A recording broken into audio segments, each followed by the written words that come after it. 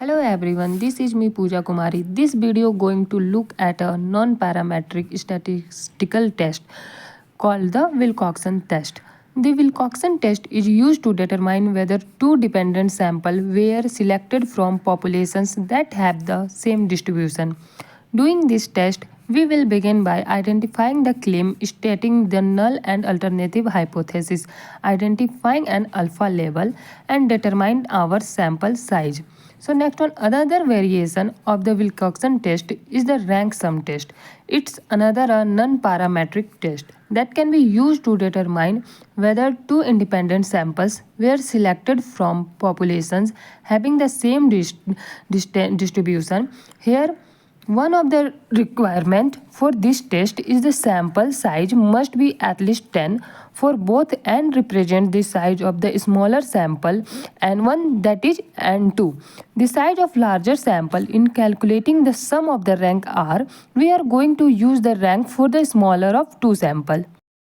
Two independent sample, the test statistic Z for this rank sum test is equal to the R, sum of rank minus the average rank divided by the standard deviation of the rank, where R is the sum of the rank for the smaller sample.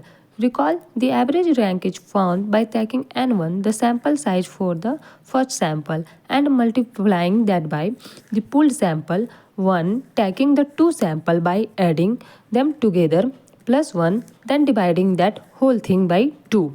That's going to give us the average of the two sample. Finally, finding the standard deviation, we take the product of the two sample size, multiply that by the pooled sample size as plus 1 and divided that by 12.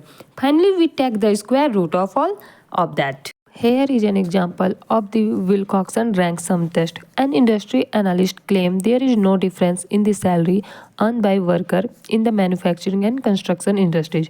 A random sample of 10 manufacturing and 10 construction worker is drawn and their salary recorded in the thousand here. At the 10 level, we want to know, can we reject the analyst claim? The null, there is no difference between the salary. The alternative, there is a difference between the salary. That is a two-tailed test. We use at the 0.10 level the critical value of ZR minus 1.645 and positive 1.645. The rejection region are found within those outside of rather, and to find the value of the mean rank and the standard deviation of the rank, we have to construct our table. It so combine data in descending order with corresponding rank. Here, that table, there is the order data, the sample which industries are they in the rank, and then we continue on here. Now the sample are same size, so n1 and n2 are equal. If we let n1 be the sample of construction worker and R is the sum of the construction ranking, in this case that work out to 74.5 and 1 is equal to 10 as n2. We find the mean rank and standard deviation rank with this equation. The value are 105 and 13.23 respectively.